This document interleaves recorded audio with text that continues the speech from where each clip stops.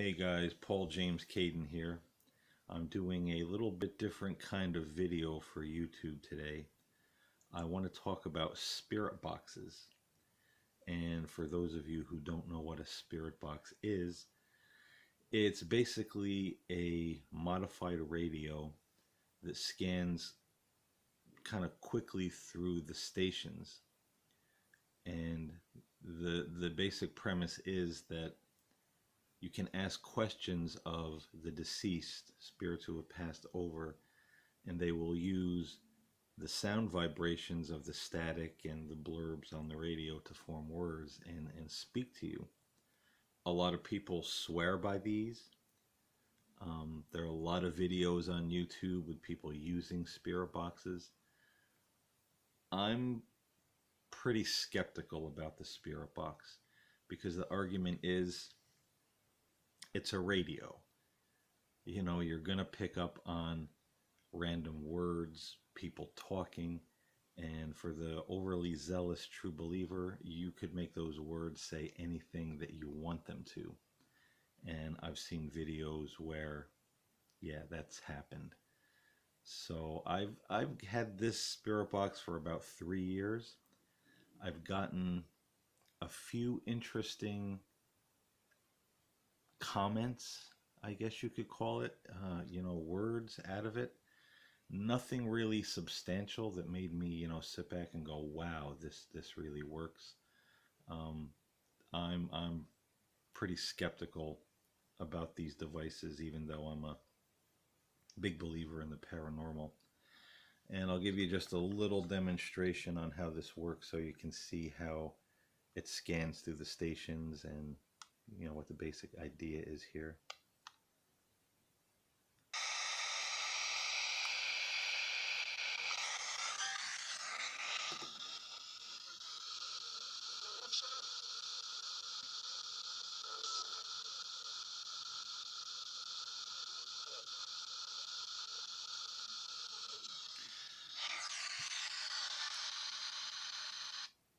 And so you could see it was scanning, there was static, a couple of little tidbits of voices in there. And, through all that, people try to decipher messages from their dearly departed. And, yeah, a lot of question marks and doubts around that. But now on to the next one. We have an app, the Soul Seeker UK Ghost Box, which I got on Amazon App Store a few days ago. The idea for this one, and there's a lot of ghost boxes coming out with this technology now, is that it plays all of the static and any voices, human voices backwards.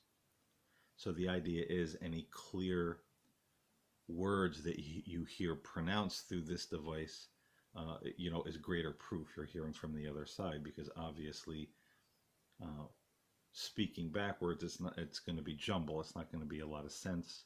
It's a lot harder to make words out of. Although, I guess some people, um, you know, would have no trouble doing that, I suppose.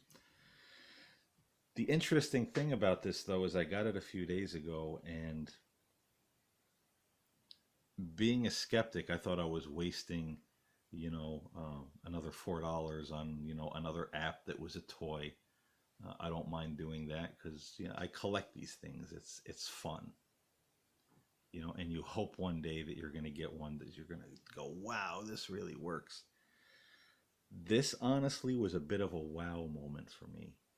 And before I get into the why of that, I'll give you a little demonstration on how it works. Scanner activated.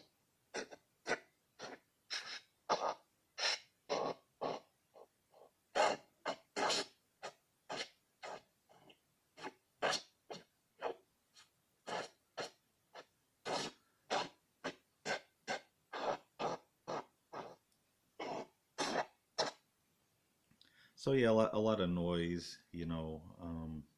There are sometimes you hear maybe some what sounds like human voices speaking in reverse. Now, the thing that was really weird about this is that in playing with it, and I wish I had recorded it, but I didn't expect this thing to work. I got very clear pronunciations of my name, my stepdaughter's name, my cat. I held up fingers and asked if there were any spirits that could see me. How many fingers am I holding up? And I got the right answer every time, very clear. It was two, three, four. They just weren't blobs of sound. And that was really interesting. It was very clear. I was playing with it this morning, which is why I'm making this video, um, because there are a lot of people that play with spirit boxes, and they say that dark entities have come through. They've been attacked by demons, dark entities. And so I used this particular app, Spirit Box, and asked if there was any danger in me communicating with spirits through, these devices. And the words came through very clearly: danger, be careful, they can come. I asked if there was anyone in the room with me at the moment, and I heard a very clear yes. I said, where? And it said, right beside you. So it was a little creepy, and the energy in the room was very, let's just say, alive while I was doing this, almost a little bit creepy alive, like if you were to walk into an actual haunted house, where there's paranormal activity happening, and just that energy, that feeling that you get, you're like, something's going on. And that was the energy in the house, in the room where I was doing this. I stopped the session. I cleared the house of any residual psychic or paranormal energy, and we'll talk about how I did that in a couple of minutes. But while I was doing that, it was also interesting that behind me in the kitchen, there was a lot of noise, like scuffling on the floor, a banging noise on the wall. It wasn't the refrigerator here kind of bangs once in a while. It's not the greatest model in the world, I suppose, but it wasn't the refrigerator. The refrigerator was not running. This was very clearly, on wood behind me, on the counters, on the wall. A lot of strange noises. So that too was a little creepy. My theory is this: being a skeptic about ghost boxes and devices such as, and even things like Ouija boards, I believe that there are different realms in the spirit world. We don't all go to the same place. The Bible says, bad people go to hell. Buddhism talks about the hell realms, different spiritual disciplines talk about lower realms in the spirit where souls go to learn if they didn't live a very good life.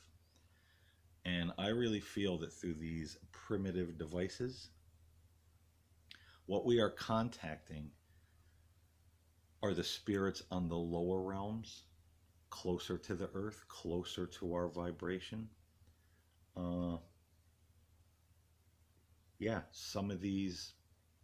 most of these souls are very troubled, because you hear a lot of them, and I've heard, playing with both of these ghost boxes, again, particularly this one very clearly, you hear a lot of voices, male, female, calling out for help, help me, can you help me? I think these are souls who are on the lower planes. They're looking to get out. Obviously, they're not doing the work necessary. No one can really get them out. They have to do the work, learn their lessons, transcend certain mindsets, and then move on to the next higher level of the realm of spirit. A lot of people try to help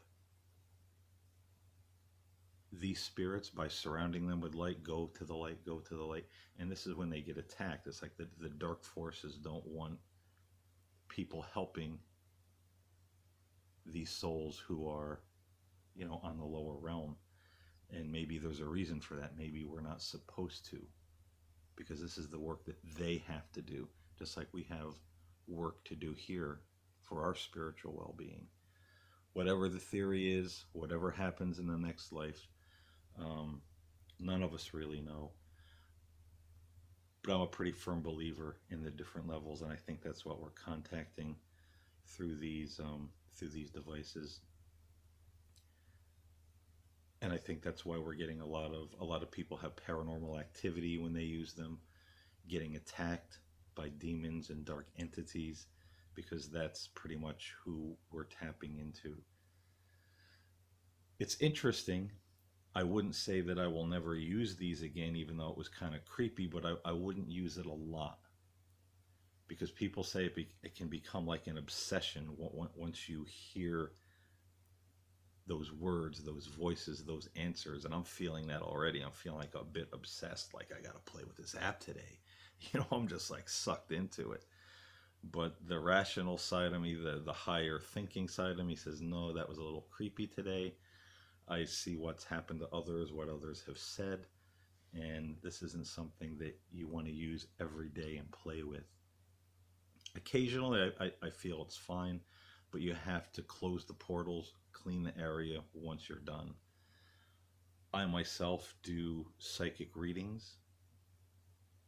I certainly do mediumship. I've never had any uh, scary or creepy things happen during those sessions. I generally, when I do that, I go through the angels. I ask the angels to bring the soul I'm requesting to me, enfolded in light and the love of heaven. I very seldom just call out to a soul, oh, hey, so and so, come talk to me. Once in a while I do. But there's always the preparation of before a session. You say a prayer, you ask for your protection, your well being, your highest good, the protection of angels surrounded with a white, healing, protective light. And it's the same with these. You certainly have to use that same preparation when you're using these devices, even more so. And I did today when using this app, but obviously it wasn't fail safe, because some creepy things came through. I cleanse the area after. Basically, what I do is I imagine a swirling vortex in the middle of the room. That's the portal that the spirits come through to communicate. I visualize that being closed. I fill the whole house with a golden white light with the intent of trapping and cleansing any negative spiritual energy or psychic energy or residue from the session. And I just let that swirl through the house for a couple minutes. And then I just see it go down into the earth, taking all the negative energy with it. And another thing I like to do before and after as a cleansing is read a few verses from any sacred text, whether it be the Bible, the Quran, Buddhist scriptures, any book that holds weight with you, that has the hint of truth and light and just makes you feel uh, empowered. That's really important. And that's pretty much, once you do that, you'll feel the difference. You'll feel the difference in the atmosphere, that all the weirdness goes away. They don't seem to like the holy sacred texts very much, these lower beings. So I would recommend reading something before and after any spirit communication. But anyway, yes, spirit boxes. I was very much a skeptic. This made me not so much of a skeptic, and I was very surprised. I would say be careful, use precautions when using them, don't overuse them. I would say if you're going to use them once a week, once every other week, that's fine. I don't think you're going to get into any trouble. It seems the people that get into that obsession mode, using it constantly, every day, hours a day, you know, they're opening up to something that's not very nice. So it seems the more you play with it, the more you erode those barriers between our world and theirs. And, they can start doing some pretty freaky stuff, and we don't want that to happen. So if you're into spirit boxes or thinking about using a spirit box or know someone who does, pass this information on to them.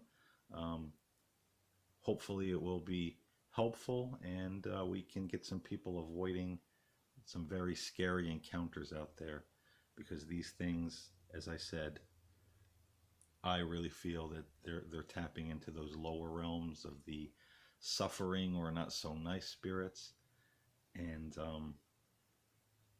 yeah, they're not our friends. I mean, not really.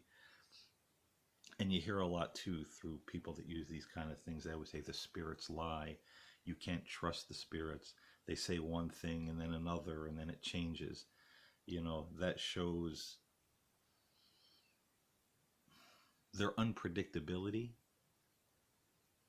It shows maybe they're a little too involved in the dark yet rather than reaching toward the light. So we have to be really, really careful. Again, not forbidding and saying we should never use these, because it's interesting. Like I said, very, very interesting, but we have to be careful and do it somewhat sporadically. So, hope you enjoyed the video. I know it was a little boring just going back and forth between the spirit boxes, hearing me ramble on about this stuff, but hopefully you got some info that was helpful, and peace and light. I'll see you next time.